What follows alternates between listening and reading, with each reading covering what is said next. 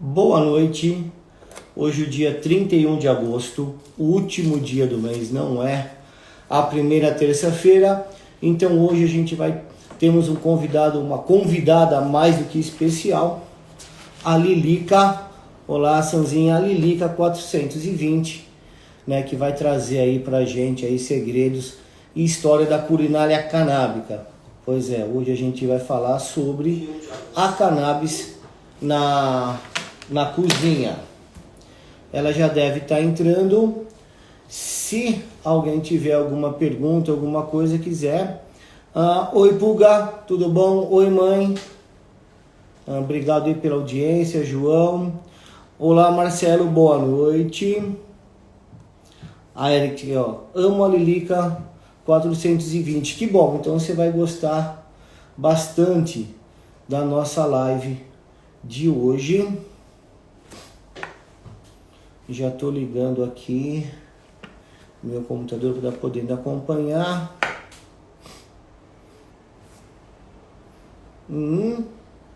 Se alguém tiver alguma pergunta, se não, vamos comentar sobre as Paralimpíadas. Cris, boa noite para você também. As Paralimpíadas, os atletas paralímpicos, numa quantidade muito maior do que visto, pelo menos declarado nas Olimpíadas, pessoas que já utilizam canabidiol há mais tempo. A Lilica entrou, daqui a pouco ela já deve estar mandando o convite. Janete, boa noite. Mais uns minutinhos e estaremos aqui com a professora de culinária canábica, Lilica 420. Mas se alguém tiver alguma pergunta, vamos ver o que tem no site então do Sechá. Enquanto isso, olha ela aqui. E atendendo a pedidos, Lilica 420 na live do Sechá. Boa noite. Salve, galera! É um prazer estar aqui contigo, dividindo esse momento, doutor Pedro. Muito obrigada pelo convite. Meu áudio está legal? Vocês estão conseguindo me ouvir bem? Perfeito. E o meu, você está ouvindo bem? Tá ótimo, tá muito bom. O meu estava embaixo aqui, mas eu aumentei o volume, agora tá ótimo.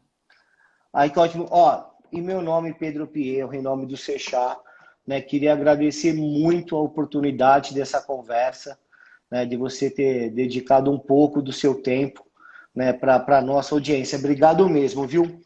Eu estou bem feliz de estar aqui também, podendo compartilhar um pouco dos meus conhecimentos. E, ó, estou fazendo uma maratona, viu, doutor Pedro? Que hoje, às 8 horas, eu tenho aula ao vivo com os meus alunos. Eu, em geral, nunca marco nada terça-feira em função da aula. Eu estou aqui, ó, realmente, porque eu prestigio bastante o conteúdo de vocês.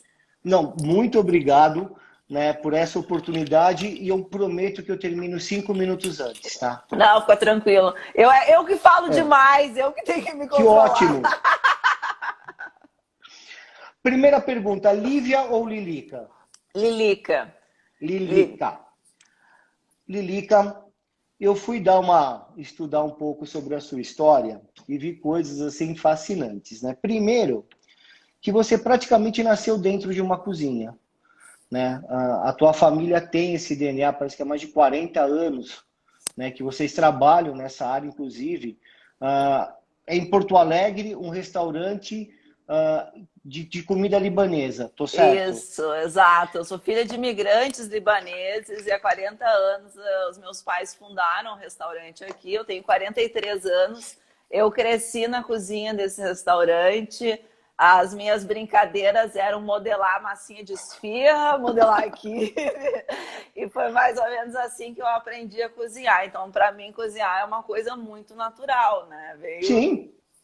E também como é natural, né? Duas coisas. Porque nesse restaurante, primeiro que você teve a oportunidade de trabalhar ou de ver trabalhando diversos chefes de habilidades diferentes, né? Então, você pegou um pouco, né? Você viu um pouco de cada coisa e também, né, um restaurante super inovador, né? Foi o primeiro restaurante, parece que fez uma questão de rodízio, alguma coisa assim, sempre com ideias muito bacanas que fogem do normal. Então você pega, você nasce numa cozinha, tem a experiência de vários chefes, entendeu? Num restaurante de uma cidade super tradicionalista, como é Porto Alegre. É, bem fechado o mercado.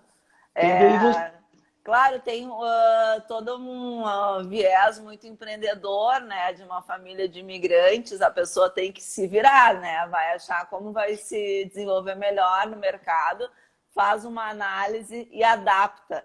Realmente, se fosse um restaurante ipsis literis, como é no Líbano, eu acho que não teria feito tanto sucesso. Eu acho que fez sucesso porque a gente casou com o tipo de público que a gente tem aqui, né? Como tu falou, o público gaúcho é muito fechado, é muito tradicionalista e a gente encontrou uma forma de atendê-los. E isso tudo me ensinou também uma coisa muito importante, que é o exercício de humildade de tu servir uma pessoa. Como é importante isso, né?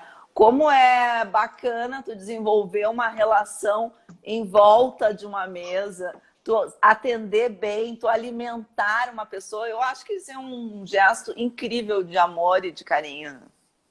e assim, você falando dessa forma, né? Eu vejo muita coisa parecida, por exemplo, com a medicina.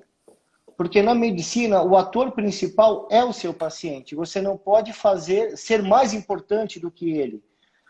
Você está ali para servir aquela pessoa, né? Você é um serviçal, você está prestando um serviço.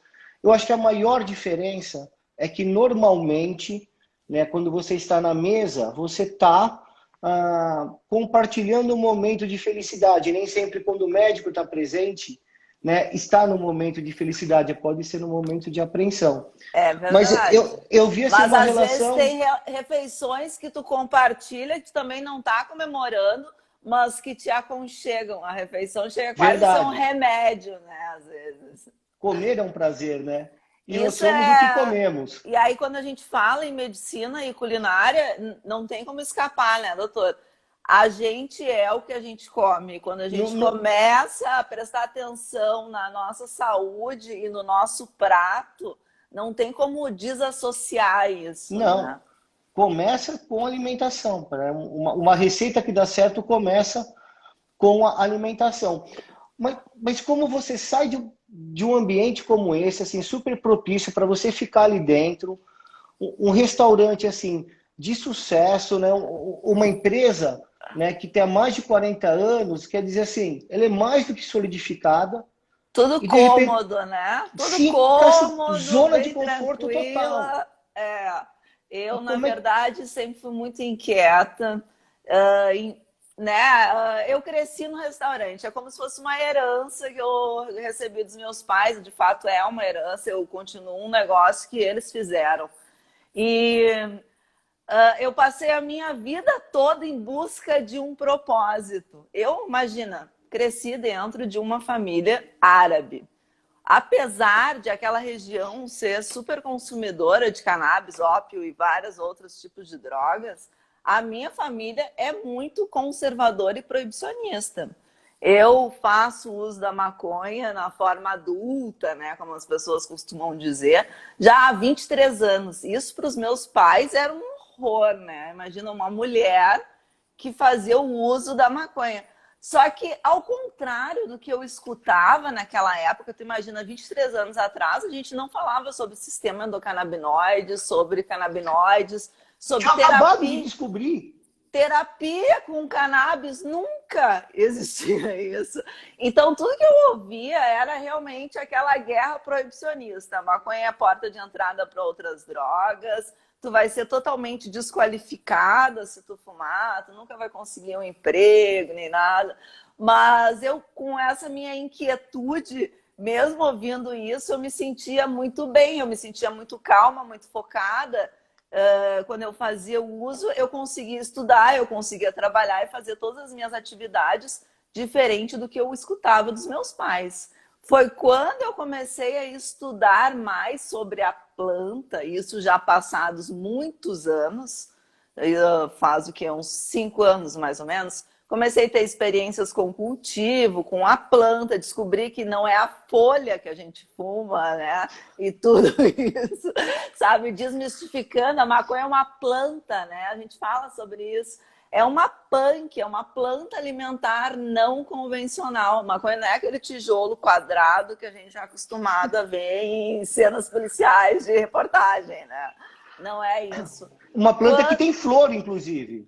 Não, uma inflorescência incrível, né? Inclusive que dá para se fazer mel. Né? Você consegue polinizar a cannabis, né? As abelhas adoram. Adoram. É demais. Você já experimentou mel de cannabis? É sensacional. Eu nunca experimentei, mas falo que é muito gostoso. É muito saboroso mesmo. É bem legal. Tem algumas produções aqui nacionais e internacionais, tem vários bem certificados.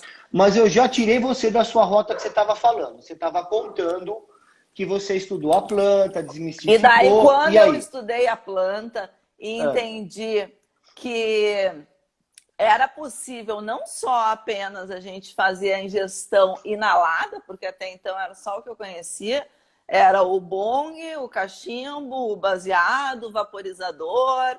Eu comecei a descobrir outras formas de ingerir a planta. E aí, né, eu juntei minhas duas paixões, a maconha e a comida. E eu comecei a entrar de cabeça nisso. Comprei várias publicações e comecei a estudar. E aí, quando eu vi na vida prática, não é bem assim, né?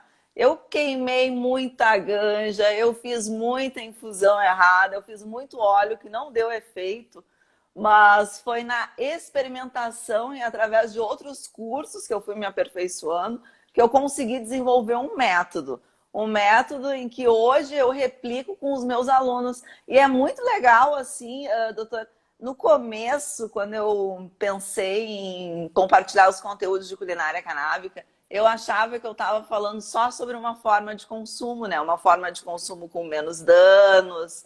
A gente sabe, quando a gente inala a fumaça, é diferente de quando a gente ingere em forma de alimentos, porque o nosso corpo metaboliza de forma diferente. Quando a gente inala, ele é metabolizado pelo pulmão, a gente logo sente os efeitos e em 1h30, 2 horas já passaram. Quando a gente ingere como alimento é diferente, demora muito mais para o efeito aparecer, mas ele também perdura por muito mais tempo. E aí que eu me dei conta que grande parte das pessoas que procuravam entender mais sobre culinária canábica estavam sim buscando os benefícios terapêuticos e prolongados.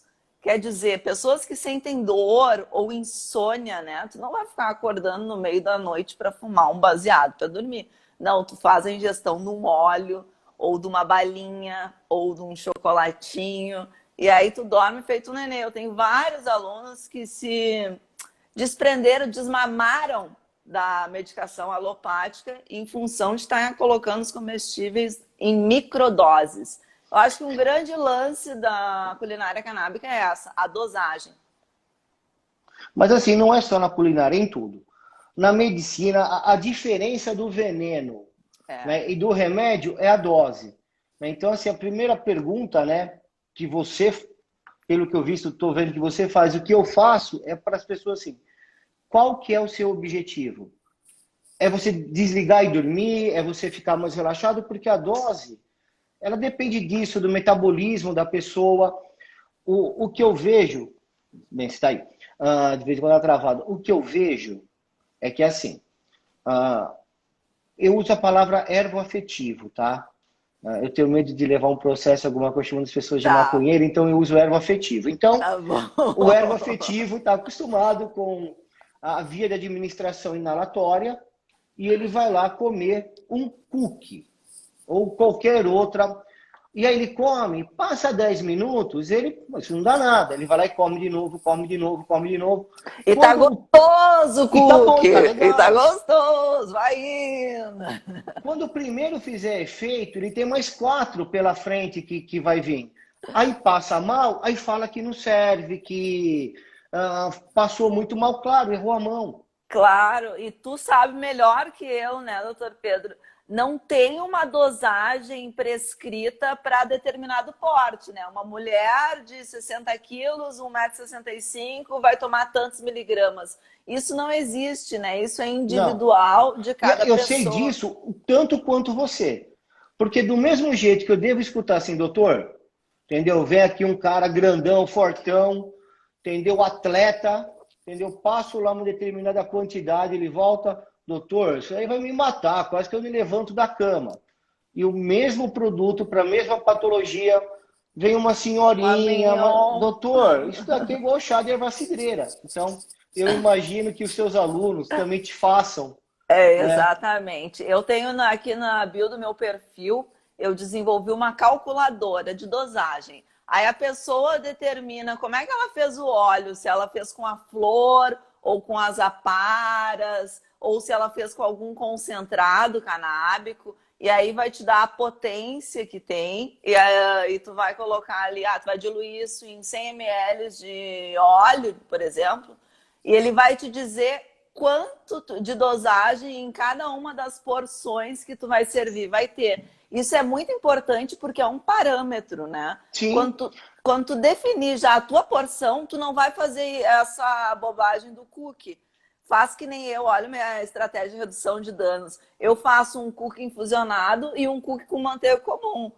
Porque eu sei que fica gostoso e a gente quer comer mais. Mas eu sei a minha dose. Então eu como a minha dose no infusionado, mas eu não repito. Isso é importante. Ninguém nunca morreu de overdose de maconha, né, doutor? Mas os tem um caso. sintomas tem. Me Tem um caso, conta. aconteceu em Bataguaçu, Mato Grosso do Sul. Depois eu te mando essa reportagem de jornal, que foi um traficante que bateu numa árvore e morreu imprensado com 500 quilos de maconha, que é Tá o único bom. caso na literatura de uma pessoa que morreu por conta de excesso de cannabis sobre o É seu corpo. É isso o único aí. caso que tem. Esse caso eu não conhecia, Eu mas vou te mandar a reportagem, porque você tirando pode esse estar. caso, me manda que eu quero ilustrar depois as minhas falas.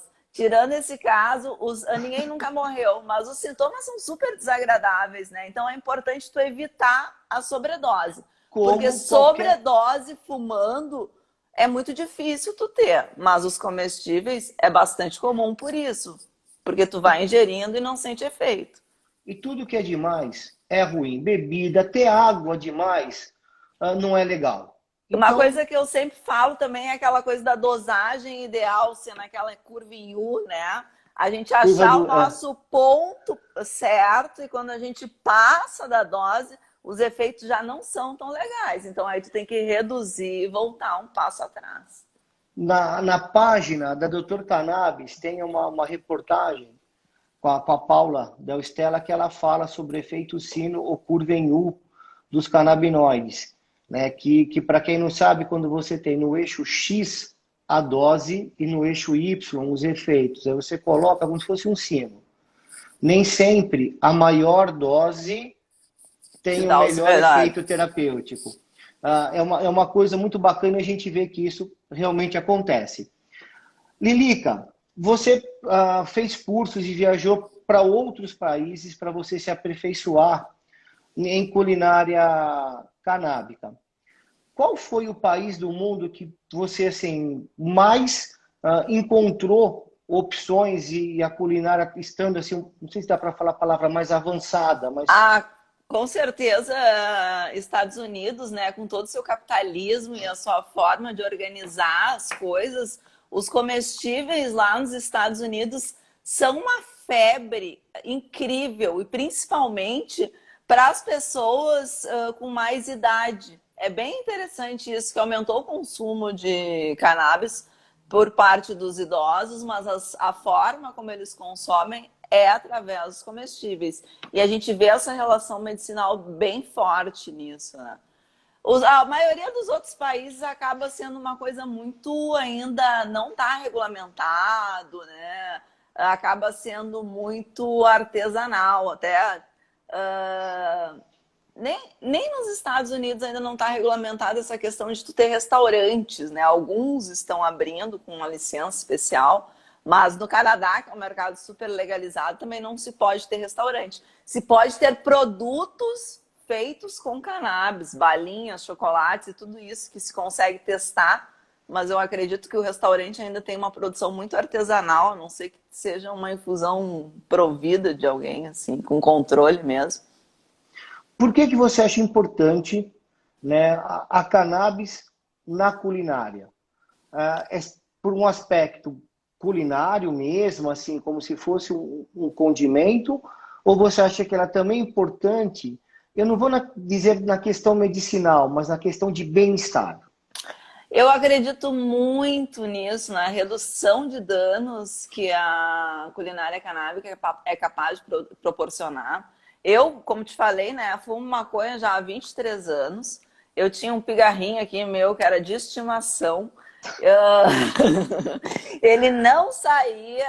E aí, quando eu comecei a fazer ingestão em doses sublinguais, tanto do óleo como do extrato, vou te mostrar aqui, esse aqui é o Green Dragon. Esse aqui eu gosto muito de colocar em suco. E aí eu fico fazendo a ingestão durante o dia, enquanto eu tô trabalhando. São microdoses, é isso que a gente está falando. Microdoses que mantêm o meu sistema endocannabinoide regulado, o que faz com que eu diminua a necessidade de ficar acendendo um baseado no outro. Antes eu fumava tranquilamente 5 baseados no dia. Hoje, às vezes, fica lá, né? Aquele no cinzeiro, dorme, acorda, no dia seguinte ainda tá lá. Eu sei que a gente nunca deve fazer isso, tá? Mas eu vou arriscar, assim, um palpite médico, assim, daquilo que eu vi até agora. Provavelmente você deve ter hiperatividade, déficit de atenção, alguma coisa relacionada a isso.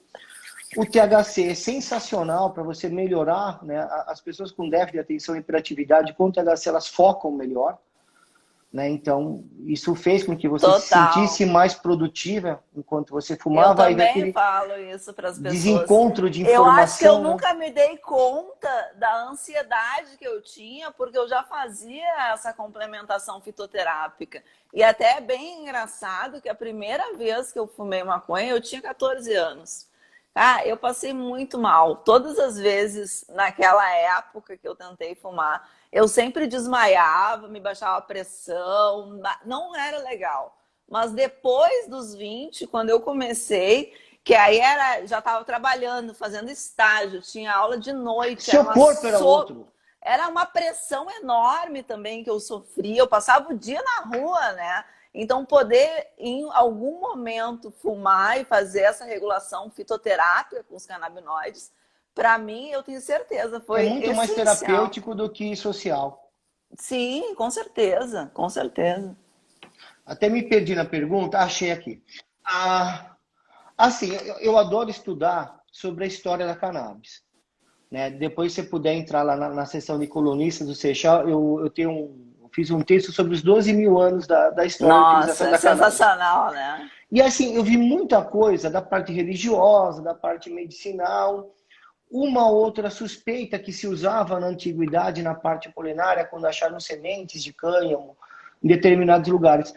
Você sabe, assim, dizer há quanto tempo a cannabis entrou na culinária do homem, ou isso ainda não? Olha, ainda tem muita especulação, né, sobre essa coisa dos 12 mil anos, vários indícios de fósseis que se encontrou nessa época que indicam que sim, as pessoas estavam com a planta ali no momento, mas a gente sabe que ela foi muito popularizada na Índia 2 mil anos antes de Cristo, muito em situações de atos ritualísticos, né, da religião hindu, que fazia aquela conexão com Shiva, né? Diz que Shiva mandou a planta da cannabis de presente para construir um mundo melhor.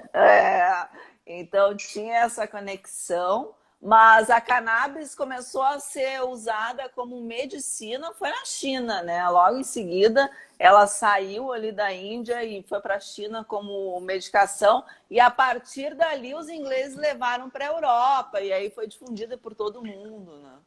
Mas eu acho que primeiro se comeram antes de fazer qualquer outra coisa.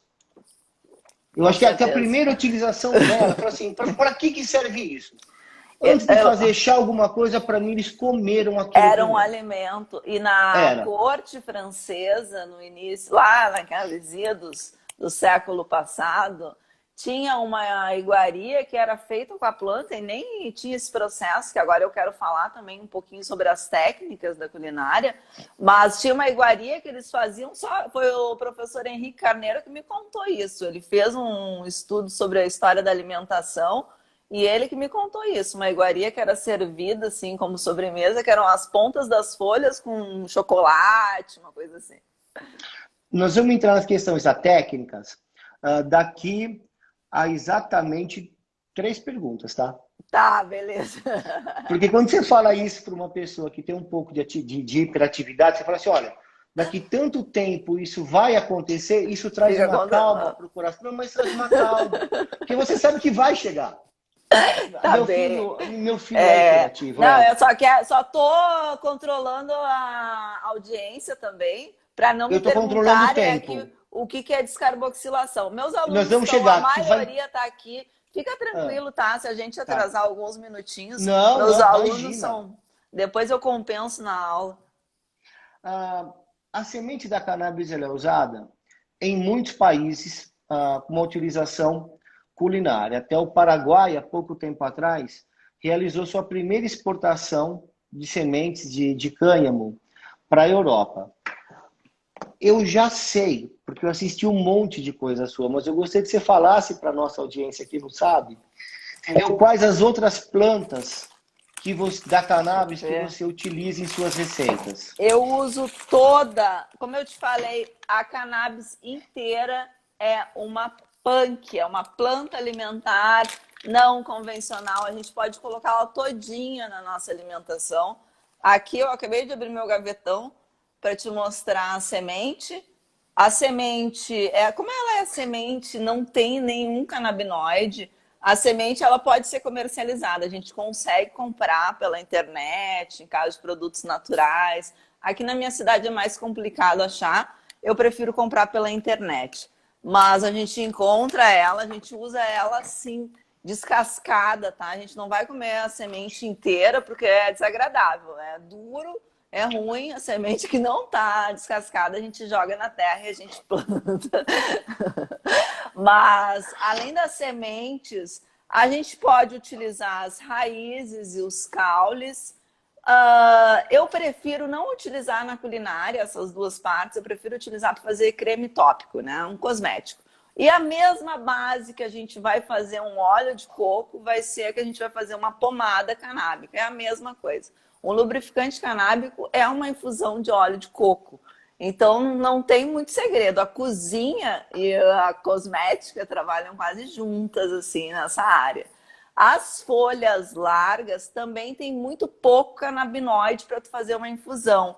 Ou seja, se tu fizer uma manteiga, ela vai ficar muito verde, com muita clorofila e com pouco canabinoide. Não vai valer a pena. Então, as folhas largas, eu prefiro utilizar elas frescas, como uma salada, como um vinagrete, ou até para temperar, assim, como uma erva mesmo. Às vezes eu faço um macarrão com erva, eu jogo ali ela picadinha, jogo em cima da pizza. Ela é uma folha muito saborosa. Já as flores, que são aquela inflorescência linda, que tem aquelas resinas maravilhosas, cheirosas, é ali que está a maior concentração de canabinoides. E é isso que a gente quer colocar na nossa comida. É isso que é o nosso... Claro, a planta toda é rica em antioxidantes, sais minerais, fibras, mas os canabinoides e a principal medicina está na resina. Então a gente vai usar as flores, que é a parte mais nobre da culinária, da planta, para colocar na culinária. Ou então, se tu tem a experiência de cultivar a planta e tu estiver fazendo a manicure, tu vai ter que cortar aquelas folhas pequenas que ficam em volta da flor. E naquelas folhas tem muito tricoma, tem muita resina, uma concentração muito grande de canabinoides ali também. Então eu prefiro usar essas folhinhas menores, que a gente conhece como sugar leaves, e as flores na culinária. Lilica, eu assisti alguma das suas aulas, confesso que fiquei entusiasmado com tudo que eu vi, né? Não só, né, da parte técnica das coisas, mas também com toda a sua simpatia e sua forma de passar o conhecimento, né, que eu estou vendo aqui na live, que é uma coisa muito próxima.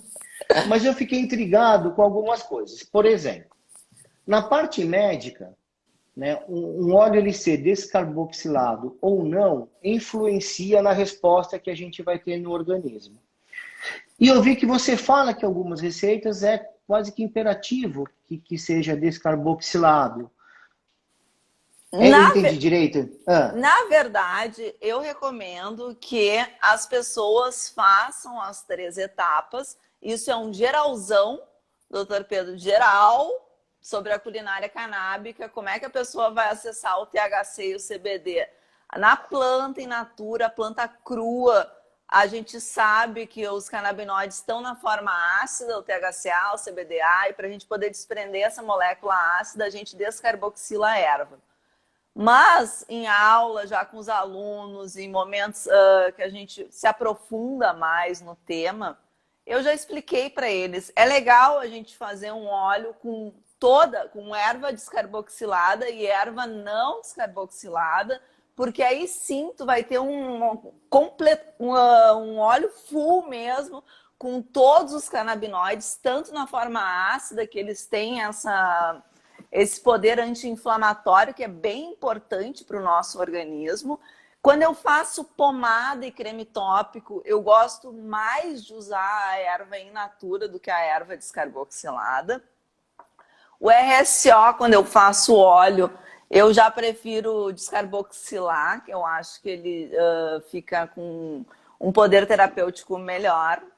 E quando eu falo em descarboxilar... posso falar agora? Agora é a ansiedade. Ou ainda já chegou a terceira pergunta. E quando eu falo em descarboxilar, que eu sei que é uma palavra que todo mundo fica cismado, uma palavra difícil, é difícil para falar. Eu tive que treinar 10 vezes na frente do espelho para poder falar lá rápido nas lives. Mas é bem assim. Descarboxilar nada mais é do que um processo de química orgânica, onde a gente vai aquecer a erva por um tempo determinado, numa temperatura controlada. E para controlar a temperatura, quem assistiu os meus vídeos no YouTube vai ver que eu uso um forninho bem pequenininho, elétrico, que ali eu tenho um termostato, mas mesmo assim eu sempre uso um termômetro culinário. Se tu for descarboxilar a erva num forno de fogão comum, que muitas vezes chega no mínimo a 180, 200 graus, tu pode deixar a porta entreaberta, mas tu precisa ter o termômetro, porque a temperatura ideal de descarboxilação oscila entre 112 e 120 graus. É muito difícil a gente controlar 112 graus aqui num termômetro dentro do forno. Então, eu arredondei essa matemática, é 120 graus por 1 hora, a erva num pote fechado, numa forma com papel alumínio ou num pote de conserva. Cuidado, 2/3 do pote de conserva tem que estar livre, porque ali vai gerar um vapor, pode acontecer um choque térmico, então se tu tiver algum receio quanto a isso, usa uma forma e envolve no papel alumínio. Por que a gente envolve no papel alumínio? Para que os terpenos não evaporem na câmara do forno. E a gente sabe também do poder terapêutico dos terpenos. É lógico que a gente perde muito dos terpenos na culinária canábica.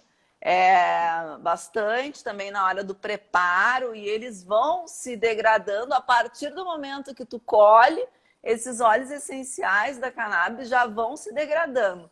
Mas a gente tenta manter o máximo possível. Então a gente descarboxila ele envelopado, fechadinho, e depois que ele está frio, daí sim a gente vai poder extrair os canabinoides ali daquela ganja.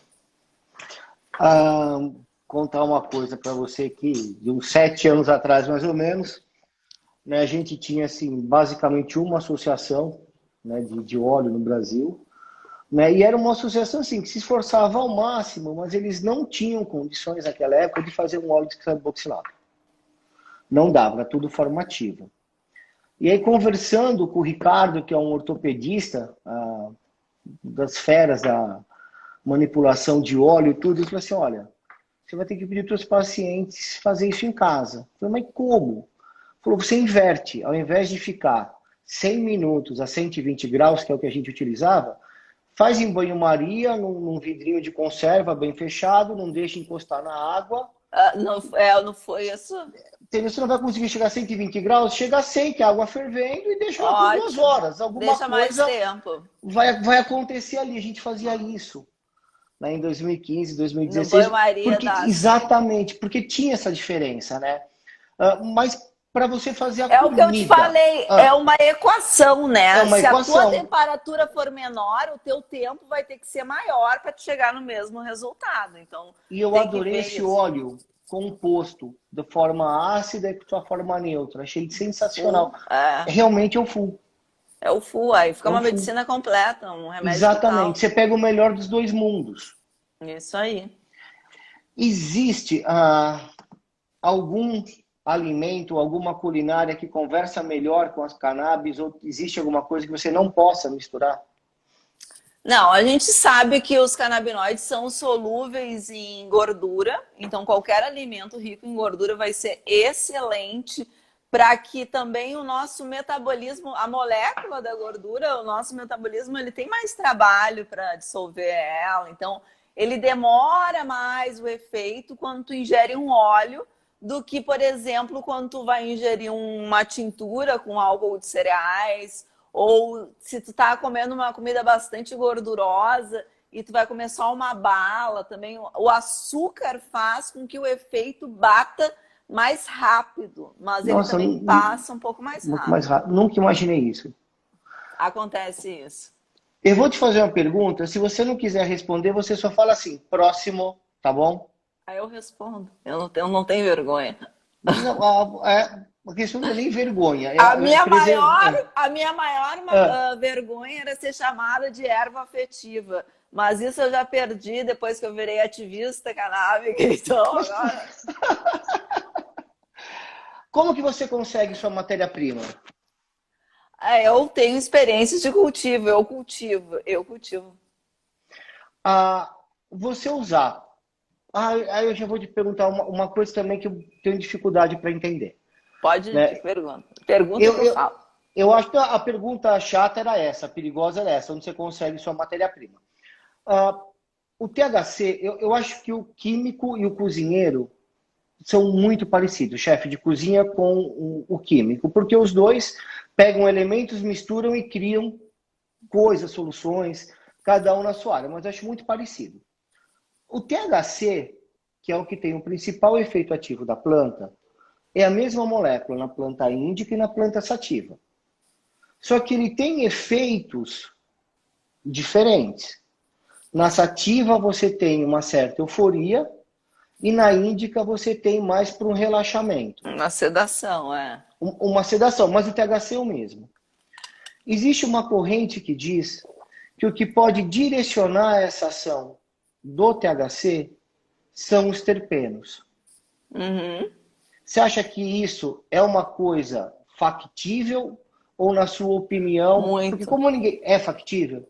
Eu vou te falar, eu era muito leiga em questão de aromaterapia, de óleos essenciais, isso tudo. Eu comecei a me aprofundar quando eu comecei a entender melhor sobre os terpenos e eu observei os benefícios da composição dos dois, o terpeno e os canabinoides. Muitas vezes como eu falei, a gente perde muitos terpenos também quando a gente está inalando um baseado. Eu acho que a melhor maneira de preservar os terpenos é através de um vaporizador. Numa temperatura bem baixa, tu consegue sentir eles, mas nem sempre tu consegue converter o canabinoide na temperatura que tu deseja. Mas tu perde muito fumando, tu perde muito na culinária, então acho legal tu fazer uma complementação. Eu, na minha cozinha, sempre gosto de harmonizar. A gente sabe, né, doutor? O terpeno, assim como a anandamida e o 2-AG são análogos ao THC e o CBD, o terpeno, ele é diferente, ele é a mesma molécula que tem no limão, é a que tem no limoneno de uma strain, a mesma que tem, é o mesmo cariofileno que tem na maconha, é o mesmo que tem na pimenta, o mesmo miceno que está na manga, é o mesmo que está na maconha. Então, para a gente isolar um terpeno e harmonizar ele com uma strain, vai ser muito mais barato se tu isolar um terpeno de uma planta natural, né? Porque maconha, o cultivo é caro. Sim. Então, tu poder integrar isso tanto na aromaterapia, tu fazer a absorção pelo olfato desses terpenos, quanto nos alimentos. Tem alguns óleos essenciais que tu pode adicionar, ou mesmo os temperos, né? Alecrim, é por isso que é muito legal tu poder usar a culinária e usar a cannabis como um ingrediente que vai harmonizar ali no teu prato. Aquela coisa que tu falou, dentro do objetivo que tu quer. Que a Tem pessoa quer. alguns terpenos que são sedativos, tipo o mirceno, nós vamos fazer um iogurtinho de manga para comer à noite. De manhã nós vamos tomar um cariofileno de pimenta, e a gente encontra eles mais na Índica, não é isso? Nas plantas índicas. Nas índicas. Hoje em dia, na verdade, é bem difícil tu ter uma planta classificada totalmente índica ou totalmente sativa. Elas são a maioria híbrida. Mas sim, até tem se falado num negócio do espectro da largura das folhas, né? São 5 espectros, a folha mais sativa é aquela mais fininha, a mais grossinha é a mais índica, a mais arbustiva, mas entre uma e outra tem 3 possibilidades que ainda existem ali, então tu vai classificando em função disso. Só que da mesma forma que as plantas da cannabis, elas têm terpenos diferentes, elas também têm flavonoides diferentes. Né? E o flavonoide tem muito a ver, não vou dizer que é o flavonoide que dá gosto, mas ele tem muito a ver, né, com essa questão do gosto. Plantas diferentes dão gostos diferentes para a sua receita? Tem que ser um determinado tipo ou não? Em algumas receitas tu consegue sentir, principalmente algumas plantas, algumas strains, tem uma resina um pouco mais pegajosa, elas ficam com um sabor muito mais forte da clorofila, e aí tu consegue sentir isso na receita. Mas, em geral, como eu falei, a gente perde muito. O que a gente vai fazer é a complementação. Tu vai saber que tu tá usando uma lemon haze, tu vai complementar com um terpeno de limão, tu vai usar raspas de limão, tu vai fazer. Mas se eu fizer um brisadeiro, tá, da Super Silver Haze, vai o da Super Silver Haze, e um brisadeiro da Gorilla Glue, vai ter diferença? O sabor tu não vai sentir a diferença, tá? O que tu vai sentir são os efeitos. Algumas strains têm predominância de CBD.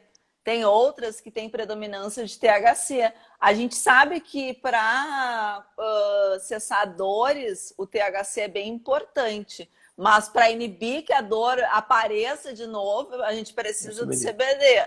Então, a gente tem que saber qual é o objetivo. É tudo isso, né, doutor? Sim. Que objetivo? Em que ambiente tu vai ingerir aquilo? Vai ser antes de dormir? Vai ser antes de trabalhar? Qual vai ser o legal é tu ter realmente um extrato feito de uma strain, um óleo. Esse óleo eu fiz com kiff concentrado, ele quase não tem gosto, ele é maravilhoso.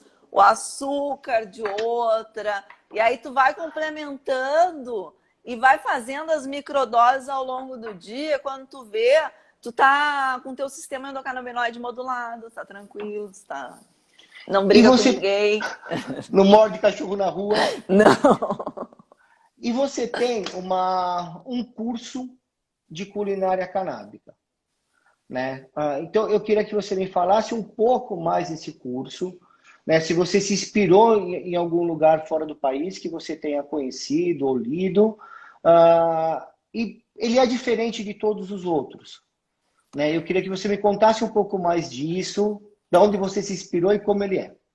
Na verdade, meu curso apareceu de uma forma muito espontânea. Ele foi totalmente construído junto com os alunos. Foi aquilo que eu te falei. Eu, durante toda a minha vida, ouvi falar muito mal sobre cannabis. E quando eu descobri que o nosso próprio cérebro produz a nossa cannabisinha ali, isso rachou minha cabeça, me deu muita vontade de compartilhar as coisas com as pessoas. E o tempo todo eu respondia mensagem direta pelo Instagram. E aí acabou tomando muito tempo do meu tempo. Então eu fiz um e-book E aí eu pedia para as pessoas baixarem o e-book, mas mesmo assim as pessoas começaram a me pedir mentoria, aula particular, queriam que eu falasse com eles. E aí foi que eu lancei a primeira turma em março do ano passado. Eu não tinha nenhuma aula gravada, eu chamei todos os alunos, fiz um workshop falando sobre culinária canábica e convidei os alunos a se inscreverem, que eles seriam os alunos da primeira turma, os investidores desse curso, e a partir desses alunos eu poderia gravar os vídeos, que aí sim eu poderia escalar essa informação para mais pessoas. Hoje eu já tenho 270 alunos, são 29 aulas teóricas gravadas, que eu explico sobre o sistema endocannabinoide, os terpenos, qual maconha a gente vai utilizar na culinária canábica, 12 formas de infusionar, qual que é a melhor maneira de tu colocar maconha na tua receita e deixar ela com um sabor incrível. Isso também eu ensino. E na prática, toda terça-feira a gente faz uma aula ao vivo, onde eu preparo uma infusão, ou eu descarboxilo, ou eu faço uma receita. Que é essa daqui a 14 minutos, tá? Eu daqui tô a olhando pouco, o tempo aqui, tá? os alunos estão aqui, e aí a gente faz isso. E também vou te falar uma outra coisa. E aí a gente faz, entre os alunos, a gente formou uma comunidade incrível, maravilhosa, que fica se ajudando, trocando experiências, isso que tu falou. O que funciona para mim, às vezes não funciona para o outro. Como é que tu fez? Como é que tu não fez? Quantas doses tu tomou? Em que momento? Então, tem muito essa troca de experiências ali. E eles adoram se desafiar. E a gente faz, uma vez por ano, um desafio da culinária canábica. Esse ano, então, vai ser a Copa de Culinária Canábica da Lilica. São todos os meus alunos se inscrevem lá. Não todos, né? Alguns se inscrevem. E fazem como se fosse um reality, preparando a comida lá na sua casa. Eu vou fazer a transmissão pelo YouTube, vai ser muito divertido, vale muito a pena. E aí é a galera que escolhe qual é a receita favorita. Não esqueça de avisar a gente do Seixá, né, para estar falando isso daí, porque vai ser uma coisa assim muito bacana, pelo menos, né, vai ser muito interessante de ver até o que as pessoas vão estar escolhendo. É muito legal. Qual que é a receita que mais te pedem? Eu vou te falar. Eu adoro receitas salgadas. Eu sou canceriana, né? Eu sou super emotiva. Eu adoro receitas que me lembram da minha família ou que me lembram de alguma coisa. Só que os meus alunos e a maioria das pessoas adora receita doce. E a receita que fez, eu acho que mais sucesso nos últimos tempos foi a receita do cookie. A receita mais clássica, né, que as pessoas ligam à culinária canábica, mas adoraram, tem repetido, porque o cookie é legal que tu pode modelar ele, congelar, e tu assa um ali na hora e deu, né? Tu não precisa assar a forma toda. Já estão pedindo aqui, você vai deixar depois, né? Não, melhor falar até agora. Como é que as pessoas acham o seu curso? Como é que as pessoas te acham? O meu curso as pessoas podem encontrar no meu site lilica420.com. No link aqui da bio do meu perfil do Instagram também tem acesso às informações do curso, tem acesso à calculadora de dosagem, todo mundo pode entrar ali, ou então também no meu YouTube tem algumas receitas por ali, as pessoas também podem aprender por ali também. Eu tenho mais algumas perguntas, eu perguntar sobre histórias engraçadas, mas como eu tenho um compromisso que a gente ia terminar 5 minutos mais cedo, então assim, em meu nome, Pedro Pierro, muito obrigado pela live, foi divertidíssimo. Você é uma pessoa muito divertida, uma pessoa muito bacana. O Seixá, né, agradece demais a tua disponibilidade, né, em estar fazendo esse bate-papo. Eu não vou fazer as outras perguntas, porque eu vou te convidar de novo. Me convida! Com certeza, não tem dúvida disso. Mas eu queria dar esses momentos finais, entendeu? Para abrir o microfone para você, a palavra é sua, você fala o que você quiser, para quem você quiser, do jeito que você quiser. Doutor Pedro, muito obrigada pelo convite. Eu acompanho os conteúdos de vocês E realmente era uma coisa assim que parecia bem distante da minha realidade. Eu fico muito feliz de estar aqui, poder dividir esse momento contigo, a gente poder conversar juntos e falar dessa possibilidade terapêutica da cannabis. Eu acho que o mais importante é isso. É por isso que eu senti tanta vontade de botar minha cara e dizer que eu sou uma erva afetiva e que não tem nada de errado com isso. Mas é o que eu quero que as pessoas entendam que é possível viver uma vida plena, sem dor, dormir bem, ter qualidade. A gente precisa encontrar o caminho. Se tu for no médico e ele não achar que esse é o caminho adequado, mas tu quer fazer um tratamento com canabinoides, não aceita o primeiro não. Vai em outro, procura alguém que vai te dar a mão e que vai te ajudar nisso. Eu acho que a minha missão é essa, poder compartilhar isso. As pessoas podem cessar dor e viver muito mais plenamente. Tá errado tu viver com dor, tu viver sofrendo, isso não é certo. Já mandaram uma mensagem, né, para eu ir para o seu curso, realmente, assim, dá muita vontade. Eu tô assim, dependendo dos horários, vou me inscrever mesmo, porque, assim como você, eu acredito muito no equilíbrio, né? Como você falou o tempo inteiro, vai fazer menos quente, deixa mais tempo, tudo é um equilíbrio. E a cannabis para nós é isso, né? Você conseguiu o equilíbrio da sua hiperatividade, do seu foco com ela. Milhões de pessoas conseguem um equilíbrio em diversas outras desconfortos, vou nem falar doenças ou condições, né? Encontram nela, né, respeitando a dose de cada um, uma forma de se viver melhor, de bem-estar. As Olimpíadas estão aí para mostrar para a gente, né? A Tóquio Hemp com o CBD, né? Atletas saudáveis, né?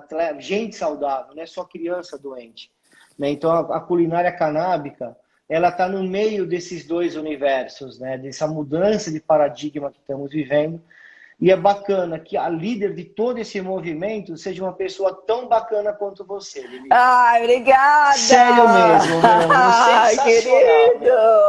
Me apaixonei entendeu? agora. Entendeu? Obrigado por você de você ter colocado sua cara a tapa, de você ter levantado essa bandeira, de você estar fazendo as coisas que você faz.